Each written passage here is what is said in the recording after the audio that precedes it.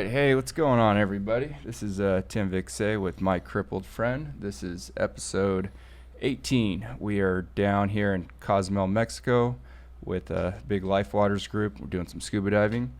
And I got a chance to have one of my newest crippled friends come join me for a short little episode. We're going to try to do about an hour to 90 minutes. So it's going to be a little shorter than usual because we got a lot to get to today. But let me introduce you guys to a guy I met earlier this week. His name is Beetle Bailey. He hails from St. Louis area. Yeah, Illinois, southern Illinois, but right across the river. And this is your first time with Lifewaters, right? First time out of country with them. I did dove the Georgia Aquarium, and they got me certified in a strip mine there in southern Illinois. There's a dive site. How long have you been certified now? A little over a year. Okay. Got certified last summer, and then I think it might be 2 years now. I think it's a year. Yeah, that's the same with me. I got certified, I think, in like July, so I'm just over a year now. But this is my third Lifewater trip, and it's been incredible. It's amazing. I mean, it's amazing what Charlie's done with that, and everybody else involved with it. It's unbelievable. Very, very good community of like just good people. Yep. Absolutely. But so before we get too deep into that, because we certainly will, let's talk about how we got here and let the audience know a little bit about yourself. Right on. I served in the Army from 90 to 98. I got out after Bosnia, the second time around in Bosnia, and just didn't live my life very well. Very self-destructive. What'd you do in the Army? I was psychological operations. Okay. Winning hearts and minds. Yeah, right. I guess explain for the people that don't know kind of just the gist, because I know it's a pretty broad-based MOS or whatever you guys call it. But yeah, I was lucky. I got involved in the tactical side of things, so it was more dissemination of information, or particularly what we did on the deployments that. Is we would meet with key communicators, whether that be a political official or school or whatever, and we would try to disseminate information that was helpful to the cause. Yeah. It was pretty cool because we got to work with a 3-man team and an interpreter, and everybody kind of left us alone. We kind of joke around that we're like the redheaded stepchild of the special operations community.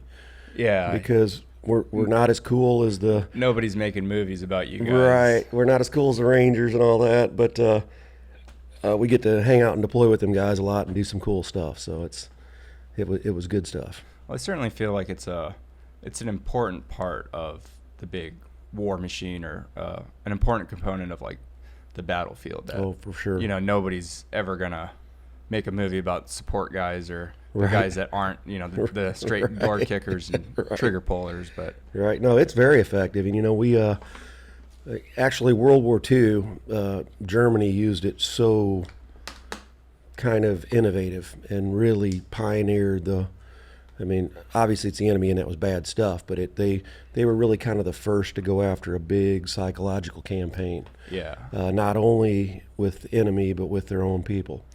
And it was, it showed the world and the military how effective that those kind of programs, information programs can be. There was quite a bit of like psychological warfare between the Axis and the Allies. I mean, you had the Britain put up that, the balloon army, right, and kind of threw the Germans off and made Normandy a successful landing. And I don't know, you look at war, it's generally considered a bad thing, but there's a lot of good things that come from it. Absolutely. World War II especially. I mean, we developed X-ray technology and plastic and nuclear. Right. So skipping forward, you got out in '98, and what'd you do after that? Get back to work or use your GI Bill or anything? Yeah, I drove a truck, and but like I said before, I was on a kind of a pretty self-destructive path. I ended up getting a DUI, so I lost my truck driving license. The CDL. Yep. Yeah. So I went into management, the trucking company, and I was assistant terminal manager and safety manager. Still just not living my life very well, and got barred out of an entire town. I mean, the chief of police the bar owners were friends of mine I graduated with. This is back home, like Southern Illinois. Yeah, and the chief of police went to them and basically said if they want to keep their liquor license that. So I was on a path that wasn't good anywhere, and I had a really bad motorcycle accident, which is what I got 8 plates, 64 screws holding my rib cage together, and I had broken my temporal plate and spent about 10 days in a coma. And through the VA, after I got out of the hospital and was getting my care at the VA at the polytrauma clinic and the TBI clinic, got introduced to a couple great rec therapists. John Schmink was my rec therapist over there in St. Louis, and kind of changed a lot of stuff about my life and how I was doing things. And then he introduced me to Charlie, and that got me in with Lifewaters. And it's very cool to surround myself with the people involved in this. Yeah. But I was in the motorcycle club before my accident, obviously, and then I still am. The motorcycle club is the Boozefighters, and very good brotherhood. It's the closest thing I've had to military brotherhood since I got out, so pretty heavily involved in that. Yeah, I hear that a lot from people that I know that ride either independently or are part of like an MC. That there's a certain sense of brotherhood that's why veterans are really drawn to it. I mean, you look at the history of motorcycle clubs, and the majority of them were founded by World War II veterans, or Vietnam veterans coming back and kind of losing that sense of community. Right. Exactly, and that's the Boozefighters started in 1946. One of the first clubs. There's just a handful of clubs then. Most of them were racing clubs. The AMA would sanction some dirt races, and our founders were World War II vets. And there's a couple of like video podcasts out there before Wino Willie, our founder, before he died, that kind of goes back and tells the whole, how it was and how it got started, and it's really pretty interesting stuff. It really is. I was trying to do my research on Boozefighters, but the internet here is just so like inconsistent where I wasn't able to get anything. But I'll certainly dive more into it because I'm always interested in learning. I mean, that's why I do the podcast. I love social interactions and just learning about how different people cope with different things and kind of the means of that. And certainly it seems like you're pretty heavily involved with it. And forgot where I was going with that, but when we get out, it's that transition of like, what the fuck am I supposed to do now? I mean, you got out on your own terms, and you had your accident shortly after, where I got hurt while I was still in, so I kind of got pulled out of my Marine Corps career a little bit earlier than I wanted to. But it was finding groups of other disabled veterans. I mean, because I have a rugby team back home, and there was a couple of veterans on there, but it wasn't really until I started getting involved with I'd say it started with like the Winter Sports Clinic in 2011, and that was when I met Noah, the founder of Oscar Mike, and that organization has just been a huge part of my life the last 7 years, 8 years now, where we have that community of people who have kind of chewed the same dirt as you and are dealing with the same stuff.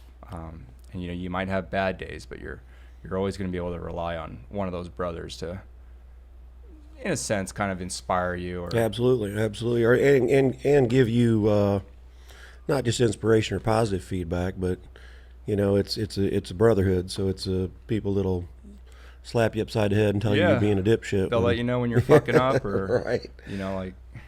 Certainly, especially with Oscar Mike, because we're such I'd say like kind of more of like an athletic organization, I guess. We're out there doing a lot of physical stuff, so if if I notice someone's little extra in the belly, I'd be like, hey man, what's going on here? Like, Hey, I'm right here, man. Do you really need another, double cheeseburger? Like, are you sure you want to do that? You want to go for a run? But no, I certainly, I get what you mean with MCs and. Yeah, it gets a little, and we were kind of talking about it offline a little bit ago. It gets a little frustrating because the media portrays out, what things are and aren't. Well, people are really quick to like rush to a judgment. Like Right. when like let's say I didn't know you and I saw you at the store and I'm looking, all right, he's tatted up, he's got hands on, tattoos on his hands, one up the side of the neck. Right. Like this guy's probably someone you don't want to fuck with. Stay away from. But I don't know about all that, but the general reaction is, people think I'm not very approachable, but I like to think that's wrong, but. yeah, I guess in a way it kind of filters out, because you don't want those quick to judge people like really in your life, because it's kind of it can be a pretty negative thing. Yeah, but at the same time, I knew that when I got the hand tattoo, and it's Right. You ask for some of that. It's just I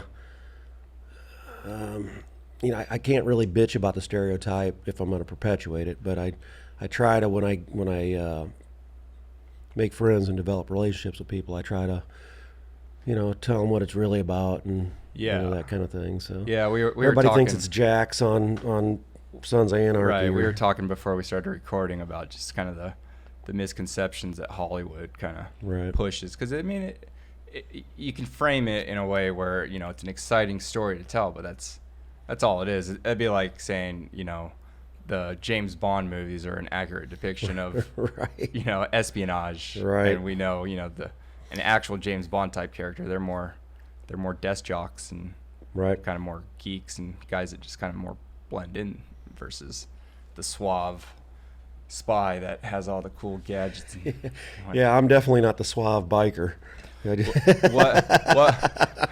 what would you say is the most annoying thing that like Sons of Anarchy got wrong as far as like motorcycle Oh culture? man, there's a plethora of things I got wrong, but most annoying is probably the conception that guys out involved in motorcycle clubs are involved in the drug trade or the gun trade or running whores or whatever. And certainly there's an aspect of things like that, but there's an aspect of things like that in whatever. I mean, you get 500 lawyers together, and there's probably somebody involved in something that's not Yeah. on the up and up. Everybody's got a side hustle. Right. I know what you mean. And unfortunately with MCs, it kind of gets one guilty, all guilty kind of perception out there. So but if you look, motorcycle clubs in particular, not just the Boozefighters in particular, but motorcycle clubs raise a lot of money for a lot of good Absolutely. causes. And if you look into that, I mean, just some of the stuff. I mean, it seems like we've got chapters all over. We've got chapters all over the country. We've got chapters outside the country. We're a pretty large organization, and every weekend it seems like one of the chapters is having a fundraiser for something, whether it's Right. somebody they know personally that's needing something, or an organization, A community-based Lifewaters, type thing, yeah. So it's really a good thing to be involved in. It's really done a lot for me. Now, going back a little bit, when I was living pretty destructively, there was certainly that side of it that didn't help the issues that I wasn't coping with right, and got me in trouble with the law and got me in fights, and but it certainly wasn't the club's fault. It was, I spent a lot of time after I got out of the Army not dealing with some things that I should have dealt with, and being in the motorcycle club and some of the company I was with, it was very easy to keep being destructive.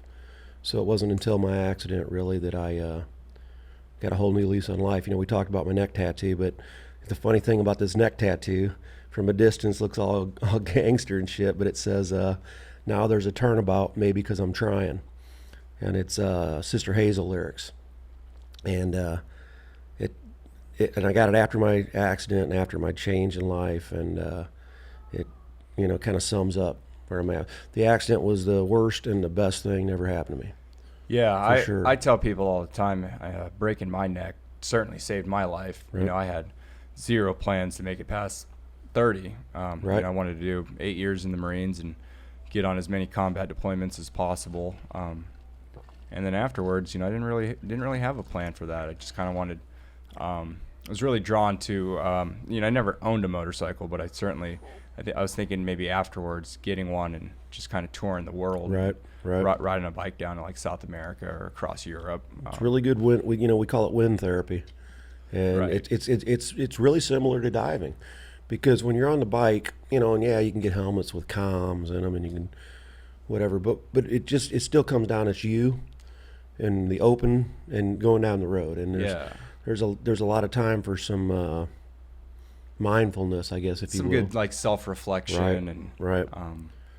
I guess in a sense it's kind of like a meditation. I mean, I've driven across the country in my truck multiple times, and Right. you certainly get to that space where you start thinking about like things you want to do or things that you've done, Right. maybe stuff that you want to do better. Right. Yeah. Some changes you want to make, or some tweaking you want to do with your lifestyle. Yeah. It's I want to go back a little bit, but because when we talk about this accident and the changes and stuff after that, I'd be remiss if I really didn't mention my girlfriend. I say girlfriend. We've been together 15 years. It's a long-term relationship. Yeah. But I woke up out of a coma, and she was there next to me, and I had somebody on my bike that night that wasn't her. They ended up fine. They got a couple stitches, treated, release, but basically that was one of the things. I was not doing things right, and she stuck with me through it, and here I am. that takes a special person For sure. to forgive like that, and then also to deal with your injuries. Right. Yeah. I couldn't use my. I'm doing really well now. The accident was 2014. For about a year, my speech was really bad, really broken, or a lot of stuttering or using the wrong words, and thinking I was using the right words. So I would just get frustrated at that. When we had a kind of a running joke at the house, or forever I called if we were having pancakes or waffles, forever I called syrup dressing. And I mean, in a sense, it kind of is. Exactly. Sugar dressing. So it just got to be kind of a thing, and then. But now, things are much better. The pain's always there, but I'm here. I'm alive. I'm feeding myself. I'm still driving and riding a motorcycle, and getting my head to the right place was the best thing. And groups like Lifewaters and Team River Runner have just been unbelievable. Yeah, in helping me do that. Yeah, we got involved with Lifewaters last year, through the certification process. I got my certification done in Phoenix with Saguaro Scuba. But last year when we came out here for Cozumel, that was kind of the big trip, and that was getting to know all the other buddy divers and the volunteers. I mean, because they're all volunteers. Oh, it's amazing too. That are paying out of their pocket to come here to do this for us. Right. It's just incredible. And it's just a really good. It's a good family. It's a good family to have, and on top of that, we get to go dive. Right. Yeah. Not too much about it sucks. No, not at all. I mean, maybe my only complaint this week is just the amount of sleep that we're not getting. I was gonna say, you got some sleep. When was that? I'm averaging about 5 hours, but this morning I was able to. I think I got like a good 7 hours. That was nice. That's good. I can't. On good days, I can't get more than about 5 hours. I just don't sleep. Constantly moving around, rolling around, and so I just don't sleep much. It took me a while. We have a thing, we call it like quadsomnia, where you just get kind of restless at night. Yeah. It took me a couple years. THC certainly helps. For sure. Unfortunately, don't have any while we're down here because it's illegal Right. in Mexico. Mexico's so behind the times. Come on, Mexico. Oh wait. but I found like listening to podcasts. We've been talking about this because you're still kind of new. Very new at it. Into Yours the is the world. second one that I listened to one of your episodes when you were talking with Jeff, and I've listened to one other podcast. Can't remember what it was. Just a couple guys cutting up, basically. Yeah. And my therapist actually, my psychologist actually suggested podcast because she suggested it for my sleep problems. And, she said, well, what do you do when you wake up in the middle of the night and you can't go back to sleep? And I said, well, I generally, I'll put the headphones on, I'll listen to music. And she's like, well, does that help? And I'm like, well, not really, because I love music. So so then I'm awake. You're in bed jamming out. So she's like, well, you maybe should try listening to some podcasts and maybe it'll help you relax and you'll sleep better because you're not just concentrating on music. And so now what I'm going to try to do, and she told me this stuff in the appointment like a week before I came down here. So what I'm going to try to do is try to delve into some podcasts more. And I don't watch movies anymore. I used to love to watch movies. Yeah. But my memory is like Swiss cheese. I mean, it's really comical because I need to have everything attached to me, or I've lost my room key here. Yeah, I was gonna say, just I as lost you've a been here. thing full of money. Last night I left my hat and my glasses and my wallet down there. GoPro, and somebody brought it to me this morning, and it doesn't matter. It's funny because earlier I left the towel down at the table, and it doesn't matter, drunk, sober, whatever. It's just I'm Mr. Forgetful. You just gotta have a sense of humor about that at some point. You do. Where it's just like there's nothing I can do. And that was the biggest thing. That the frustration that I didn't look at it that way for a while was the frustration was more than the actual problems. It was snowball. If something would happen, I would just get so aggravated with myself, and nobody else can understand it. And then then you start realizing, no, there's a lot of people that understand it. And right, yeah, and it's easy with me because my disabilities are all physical, so. It's like if I drop my phone and it slides under the bed or something, I got to figure out a way to get it. And it can get frustrating at first, but at some point I just kind of laugh at myself, and I'm just like, God damn it! Like, well, you have to. I mean, you get one life, and that's it's kind of funny. The guys in the club have started calling me the Beatle Llama. A lot of that's from my turnaround, because before I was not all about Zen and being comfortable and in a good place with your life and enjoying in life, and now I've all my friends that have known me before saw the big turnaround, so they all refer to me as the Beetle Llama. Yeah. And sometimes I'll say something, they're like, we need to write that down as a Beatleism. And a Beatleism. That's and I'm like, term. well, please write it down because I won't remember it next week. Do you ever like write or like carry a journal or anything? No, I don't. I don't do much reading, and I try to write as little as possible. The one thing that I should say one thing that was really messed up is reading with me gets it gets pretty frustrating still. Yeah. So I try not to read and write much. Keeps me away from I guess I could use a little audio. Yeah, I wonder. You got your phone. You could always just kind of, if you come up with like any ideas or Beatleisms, just kind of need a folder of Beatleisms. Yeah, just kind of record them and see, because I think that's a good way to kind of see your progression as well. You can go back and look at recordings from a year ago and say, all right, this is how I felt about this. And yeah, I try to stay pretty positive about things now, and I think that's the big difference. And one thing I noticed is that negativity breeds negativity for sure. Yeah. And positivity breeds positivity, and the more that you're happy and the more that you're positive, the more positive and good stuff happens. It's kind of strange how that works. And the more negative you are about things and the more jaded you are about things, more shitty stuff's going to happen. Yeah, and then you'll notice that like the people that are around you are negative all the time, because you kind of you reflect and you absorb energy Absolutely. Where, you know, if you're giving off a good positive vibe, you're going to receive that back. Maybe not as much at first, but you'll start noticing those little things.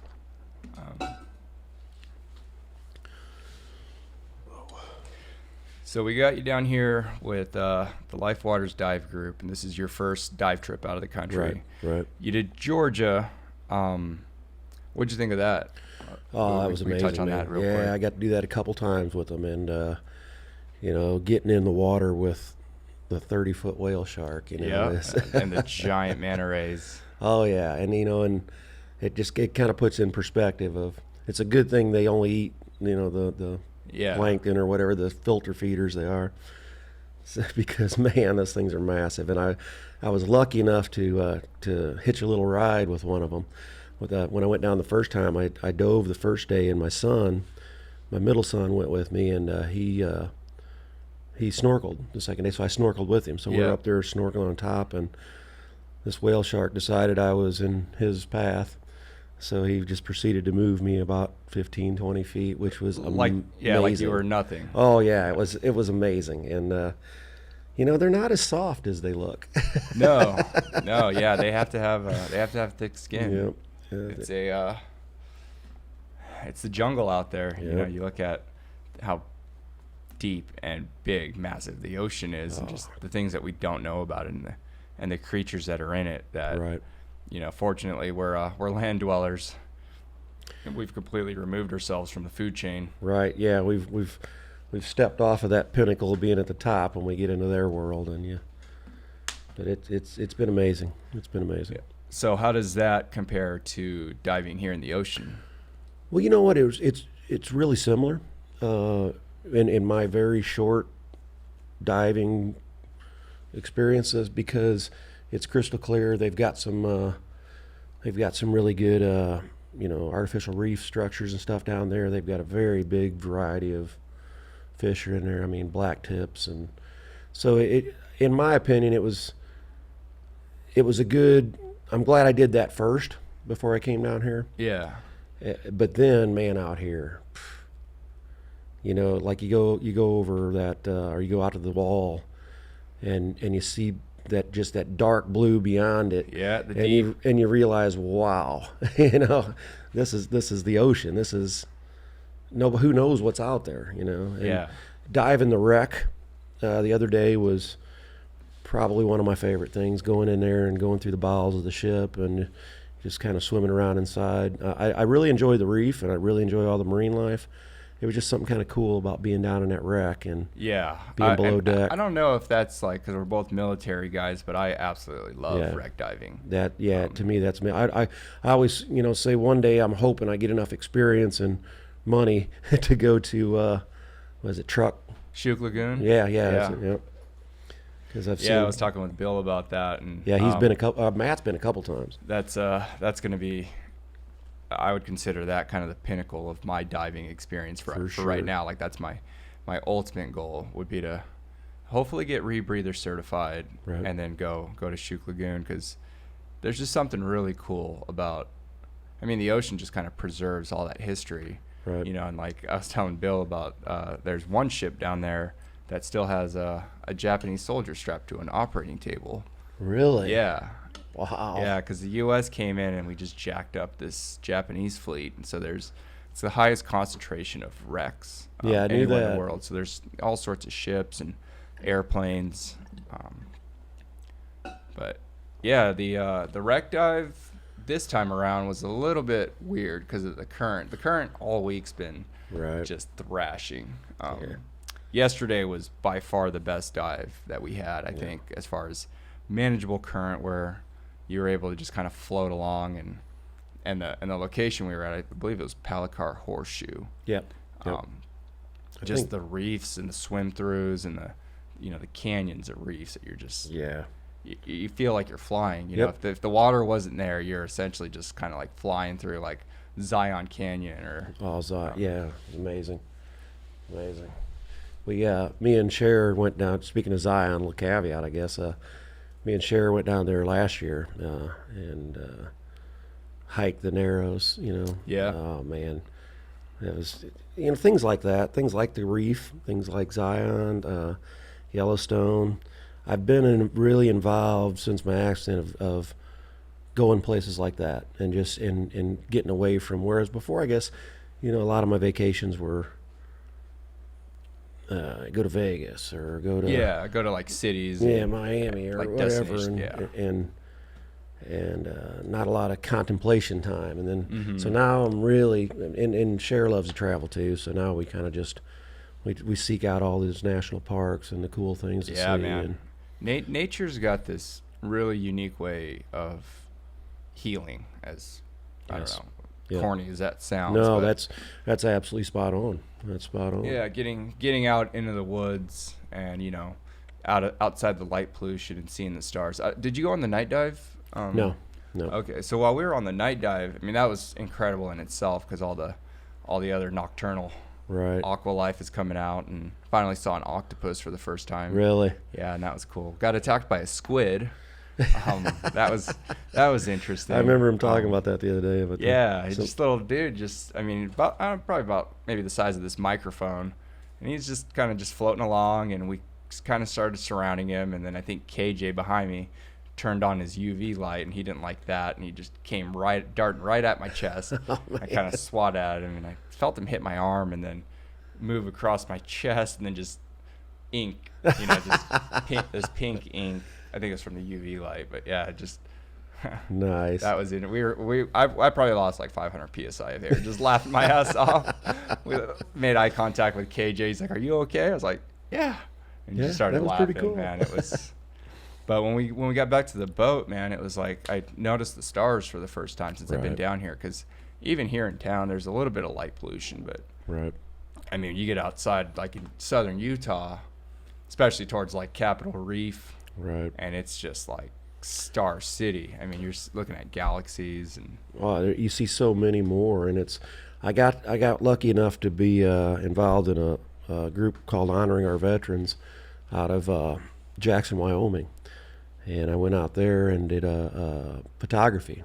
Oh, really? Introduction to photography kind of course, and one of the things we did was night sky pics. So we'd go out there and just no light anywhere. Yeah. And you'd keep the shutter open forever. Yeah, you do the long exposure, and you can get some really good shots. Oh, amazing. And so the night sky shots that were just, and that's another thing that it kind of puts you in your place with how insignificant you are. Yeah, it lets you know where you are in the universe, and that each one of those stars represents an entire solar system of planets, and you get the same feeling with diving.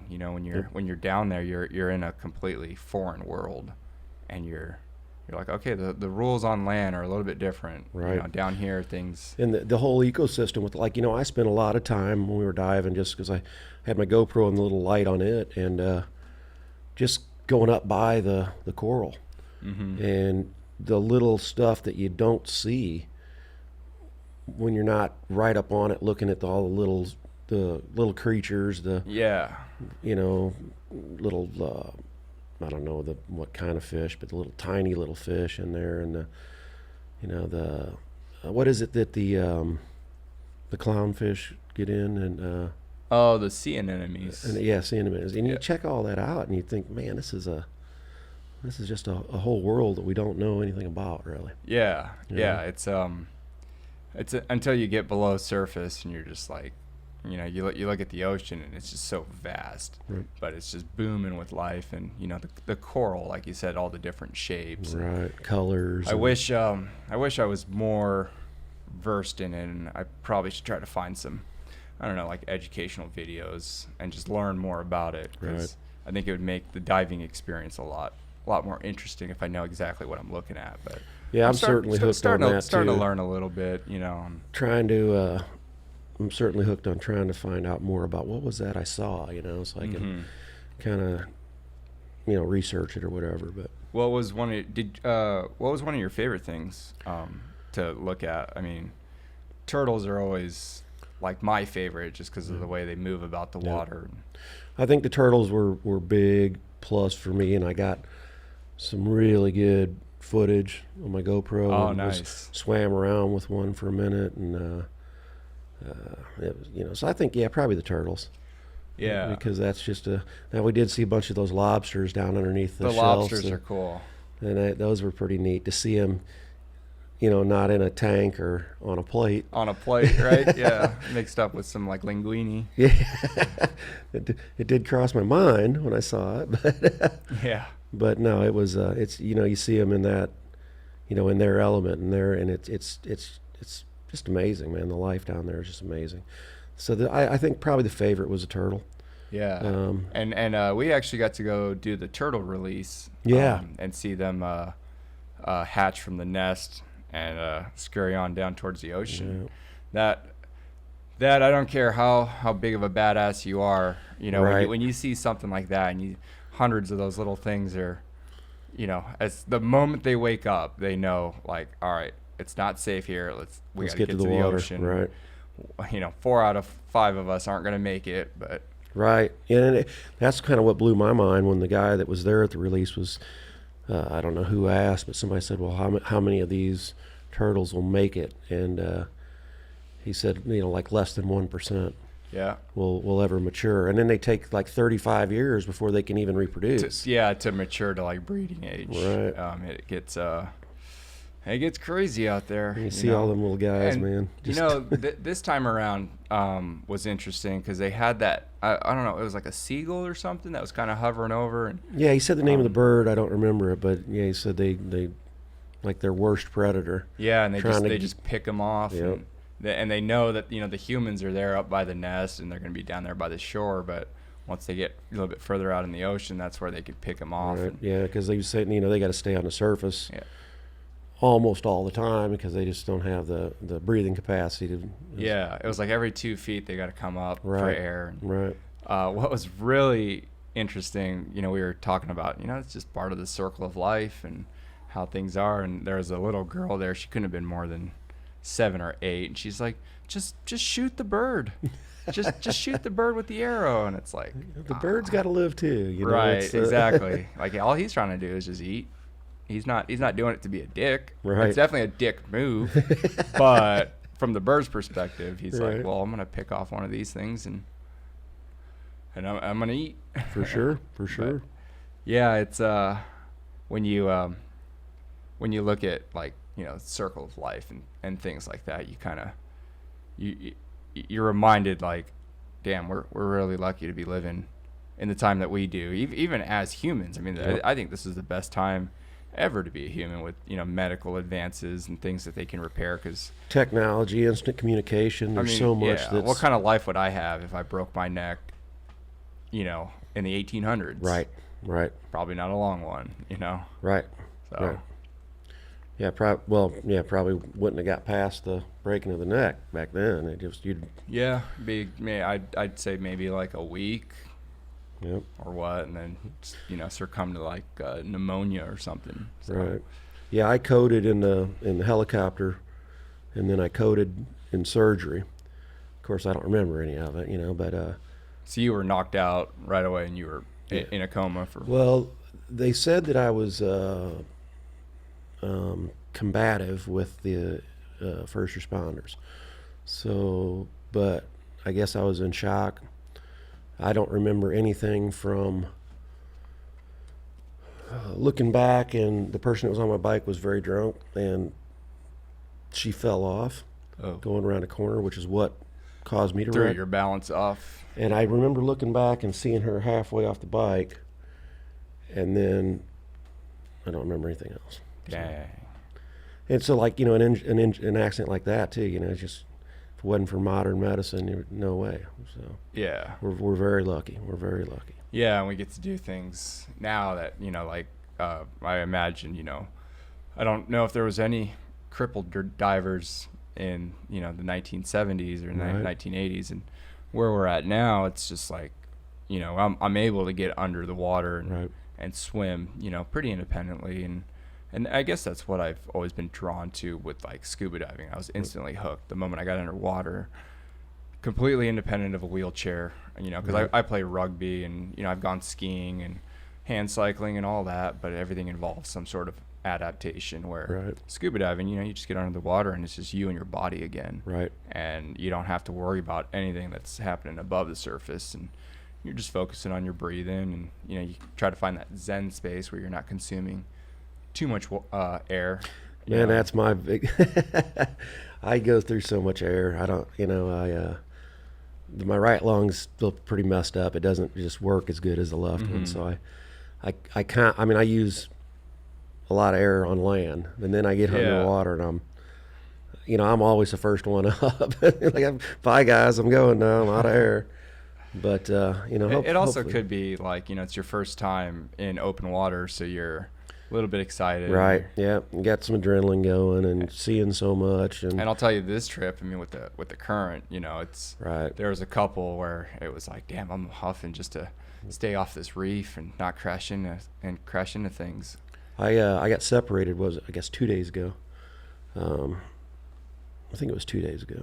It runs together now, and I remember specifics up. But one day the current was bad, and I thought my dive buddy was. I glanced and he was right there, and then I got to looking at something else. Couldn't have been 10 seconds. Yeah. And then I look back around and there's nobody around me. It's an eerie feeling. Nobody, and I can't see any bubbles anywhere, and I was just like, all right, this is not good. Yeah. So, luckily I remembered, hearing that if you're ever separated, you need to go up to the surface. So, but that was the day there was a lot of boat traffic there too. Oh yeah. So I went up and I'm like, man, I hope I don't get run over. Nobody knows where. And then finally, you don't have a buoy marker or anything. Safety sausage. And my dive buddy Bill was looking for me, so he went up to the surface too, and he's like, I see you, I got you.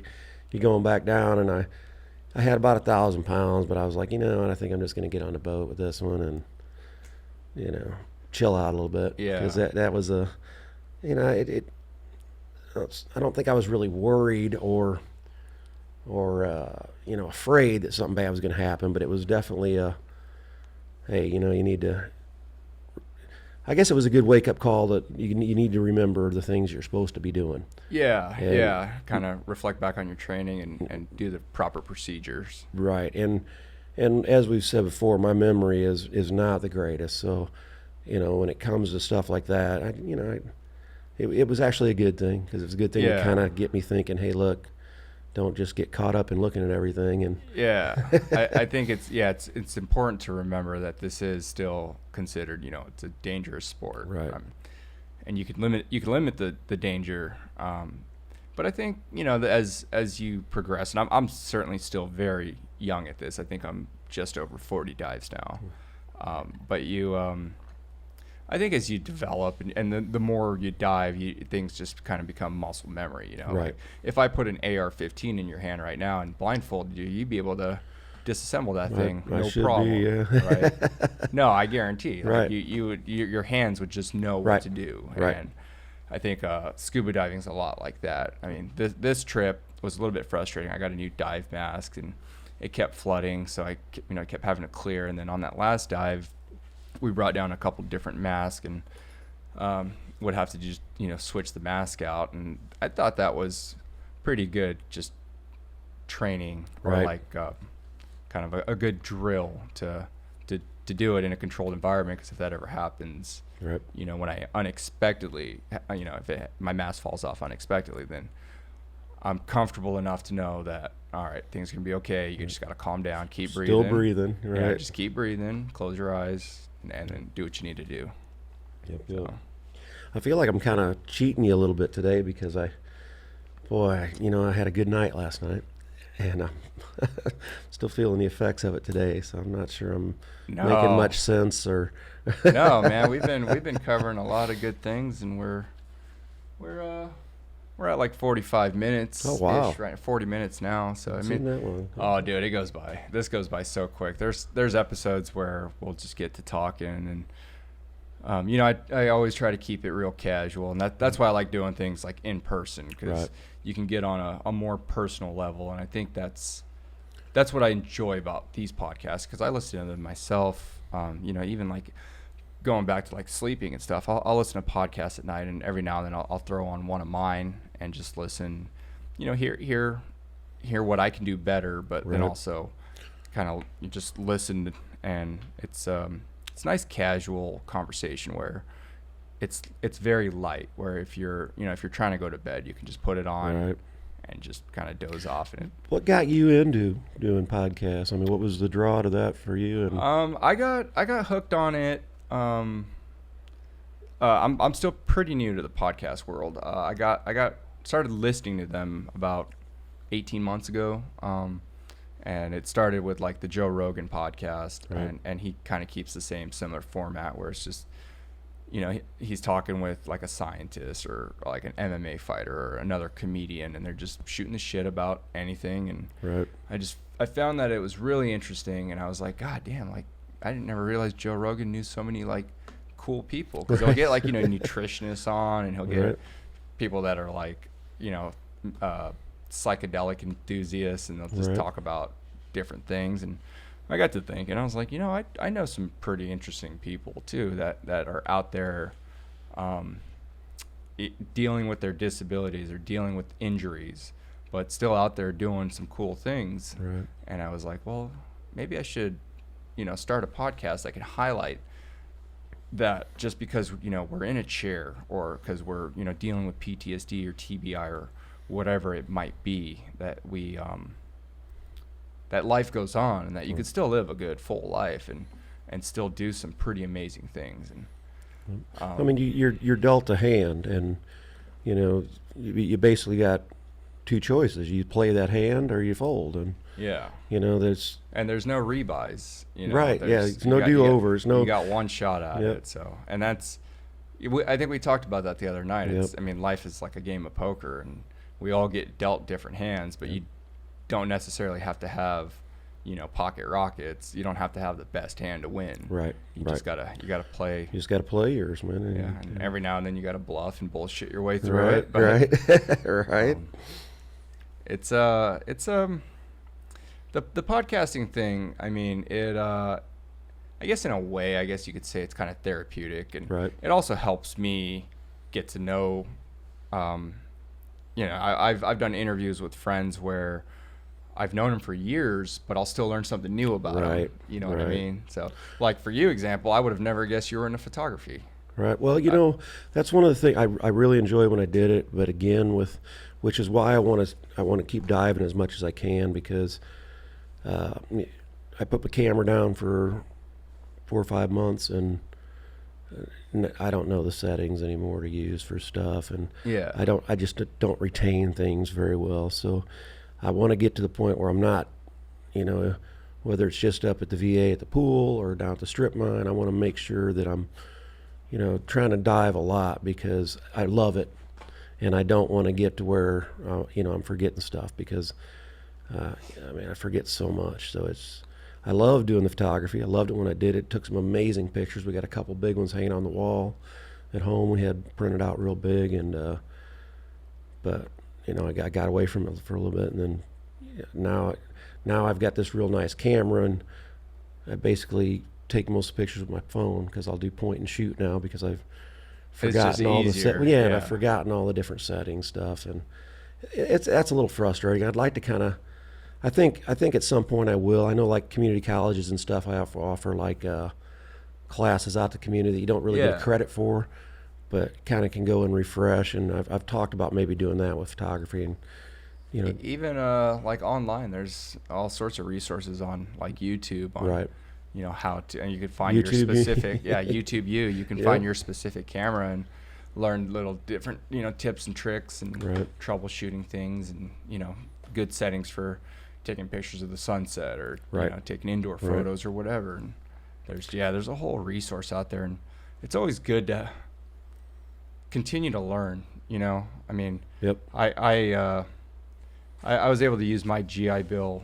Never really got like my bachelor degree, but I got a bunch of different certificates, and one of them's like multimedia journalism. All right on. Just continuing to learn and progress, because I think that's kind of how the human mind is wired to work. Right. We're wired to educate ourselves and learn different things, and then also respond to certain stressors Right. And that's kind of how we grow. Like I always look at like the human brain is kind of like it's a muscle, you know, and you can go to the gym and you can do bench press and curls and, you know, build your muscles. But the mind it works in a similar way where you have to exercise it, or else it just starts getting weak. One of the kind of along with that, one of the best ways it was the TBI was explained to me by a doctor was he said, picture your brain as a spider web drawn in pencil, and then you throw TBI in there. So take an eraser and just erase a couple of spots in it. Yeah. And for 43 years before my accident, it was, my brain was used to getting this signal from point A to point B through this route. Mm-hmm. And now it's kind of got to go around that, I think that's what gets frustrating about it. But that analogy that he told me, that really kind of put it in perspective of, the spider web is where the signals are all going, and you can still get there, but now it's just going to have to figure out another way to do it. Yeah. And then, maybe over time you're able to flip the pencil over and put the lead side down, right, and make some of those connections and right, kind of reconnect or you get used to the new way it's doing it, Yeah, exactly. And I think that is most realistic, is that you just kind of you quit getting frustrated, and you get kind of used to the new way of going about things. I'm very, very bad at writing stuff down or recording something like we talked before, and I need to start getting into a habit of doing something like that. But I suggested to a buddy, he was a former recon Marine and did a bunch of deployments, all over the Middle East and Africa, and he suffered multiple concussions, so his brain's not fully functioning like normal. And I suggested to him, when you get restless at night, like maybe just pick up a cheap recorder or on your phone and just go find a quiet space in the house and kind of air your thoughts, right, and record your thoughts for 15, 30 minutes, and put that shit on a memory card and save it for yourself, and maybe one day look back and listen to it. But I think getting it out in the air can help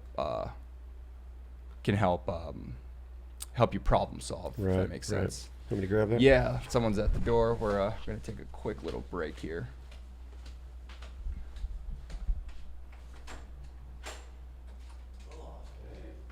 Who do we got? Oh, you doing your podcast stuff? Yeah. Oh, sorry to interrupt you. We're going to be about like another maybe, I'd say 10 minutes or so. You don't mind if I sit here, or you No, want go ahead. You can just set that there. I got some water here.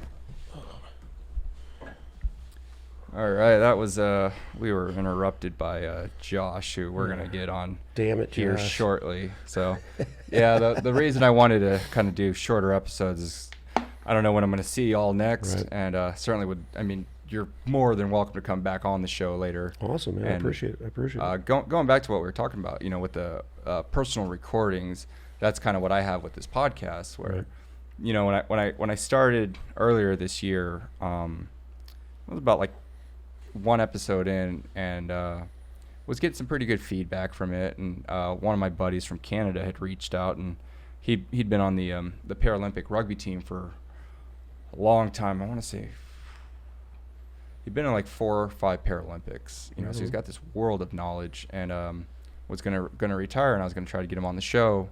We were actually gonna all meet up in like a week or two, and he just suddenly passed away, and I was never able to get him on the show.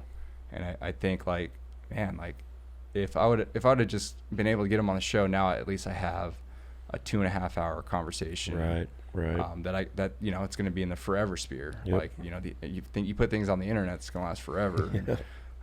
It's not always a good thing, No, but it's not. it certainly can be. And so, yeah, right now, like, my goals for this is there's a couple older veterans, Vietnam era Right. veterans, that have been living in a chair for 20, 30 years, and Wow, even yeah. just the experience of Vietnam itself. Like, I want to get their experiences, And their perspective on it, yeah. on some form of media. That way we can share, because I certainly think we can learn from other people's experiences.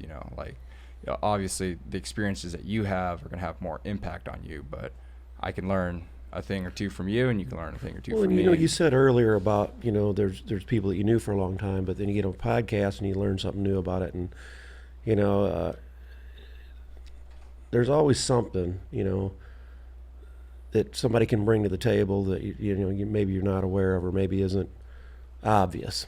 Yeah. And then, somebody will say something and it'll connect with you, or, you can, like you said, you can just learn from other people, and it's a good thing. Yeah, or like how they view a certain thing, because we've kept it, actually, I'm surprised, we've kept it pretty light. We haven't talked about politics yet. Oh, which man. I don't know why, but every time we hang out down there by the pool, things always get political somehow. Yeah. We could be talking about fucking strip clubs in Guam, and then all of a sudden we're talking about gun control in America. Right. I have a bad habit of that. And I mean, I'm very open-minded, and I love hearing different perspectives and how people feel about a certain thing, because there's over 300 million people in the U.S., and we're all not going to have the same ideas about things, and we're not, we come from different environments and different families and different experiences, and it's I think it's a beautiful thing that we've been able to coexist this far with the differences that we have. I get really frustrated with the political spectrum because of my background in PSYOP. And I see what the mainstream media does, and it's just so textbook. It's propaganda, and it's division. And it doesn't matter which channel you want to pick on, whether it be conservative leaning or liberal leaning. It's just so obvious to those of us that have worked in PSYOP before that it's just crazy. And information, it's so, like the podcast, and information is so immediate right now. Yeah. It's frustrating. It's textbook divide and conquer. Yeah, exactly. And you look at, I always kind of use the analogy for the 2016 election that it was just a giant meme war online, where it was you create a picture and you put messages on it, and I think what happens in social media is you just kind of create these echo chambers of like-minded individuals, and you got to get out of that. Yeah, because you're not going to change anybody's mind. No, you can argue on Facebook all you want, but everybody's got their mind made up, and they have kind of this preconceived notion, and that's why I always reject jumping the gun and making assumptions about people. And it's really easy to do when you're just like, oh, that guy's a Democrat, and so he must be against gun control, must be for abortion, and he's a socialist, or vice versa with the Republican side. And it's just like, I think what's really missing in the U.S., possibly in the world, is just people just need to start having more conversations with each other and just getting to know each other, and realizing that you can't fix the world's problems or even the country's problems, but what you can do is you can affect your immediate surroundings. So there's a saying that I've been going back to quite a bit. It's tend to the garden that you can touch, where we know that there's a pollution problem like in the oceans and global warming and whatever else you want to lump in there, Iran and Saudi Arabia and North Korea, whatever, all the other world's problems. But there's also, you got every city has a homeless problem. There's, kids that aren't getting the right kind of education, and those are the things that are within your control. Right. So. Yeah, a good analogy about that, is they try to push a racial divide, and it's always there. But at the same time, I don't care who you are. If somebody falls down in front of you, you pick them up. Right. And nobody, and I don't care if they're Black Panther or skinhead or whatever, if they're the only two people there's very few people in the world that if somebody falls down is going to say, oh, well, not picking them up. It's just... Yeah. Society makes humans suck. Humans suck, but society really makes us suck worse. It's when you get into the kind of the group mindset. Yep. And you start kind of dehumanizing the enemy, so to speak. That things like that can happen, and it's for sure. it's on a human level, you break it down and you divide the subgroups down, and it's like, well, we're all very similar and we all want the best for each other and the community, Right. Because at the end of the day, we're all in it together. Yep. There's the whole like Civil War 2.0 thing is just kind of a really radical fantasy, because I guarantee you nobody wants that, and there's not going to be a winner there. So we gotta figure this fucking thing out, and we just gotta learn how to work together. And I think a lot of that just goes back to just having a conversation. Yep, it's communication is exactly what it is. It's again, we talked before about the changes I made in life and the complete turnaround, and one of the things I always used to say is that I hate people. The world, I always, here's a Beatleism, the world would be a great place for all the fucking people in it, and I still was yours. Yeah. I still it's on air now. I still kind of lean toward that we need to get rid of about a third of the herd. Yeah. A lot of the issues that we're dealing with now would certainly. Right. And history has a way of doing that. I mean, if you look back at, there's, be it either a natural disaster or world conflict or whatever, I mean, every so often there's a cleansing, and I think we're probably about due because humans suck.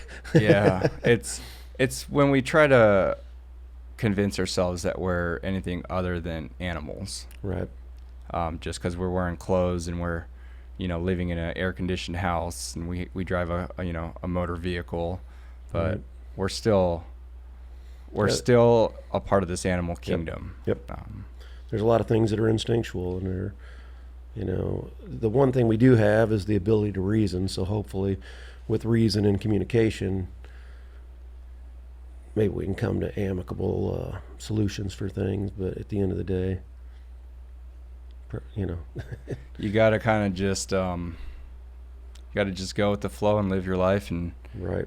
And tend to the garden. How did you put it? Tend to the garden you can touch. There you go. Yeah. There you go. And it's I guess that'd be a good spot we can leave off on. I don't know, man. Got any last words for the audience out there? No. I appreciate you having me on, and hope I sounded semi-intelligent. Let's leave it with this. Any big future bike trips or plans coming up ahead? We have our national party meeting every year in Dallas-Fort Worth in October. I'll certainly ride to it. I took a big bike trip last year with about 6 guys from the club, and we went out to Yellowstone and around the Black Hills. And I think next year we're talking about maybe doing the coastal highway.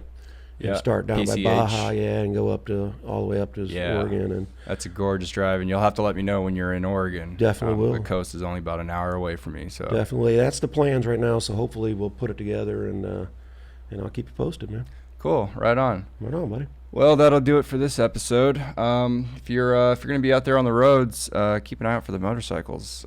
Don't try to kill them, because they're doing everything they can to avoid you. Absolutely. So be aware. Right on, man. All right, guys, we are out.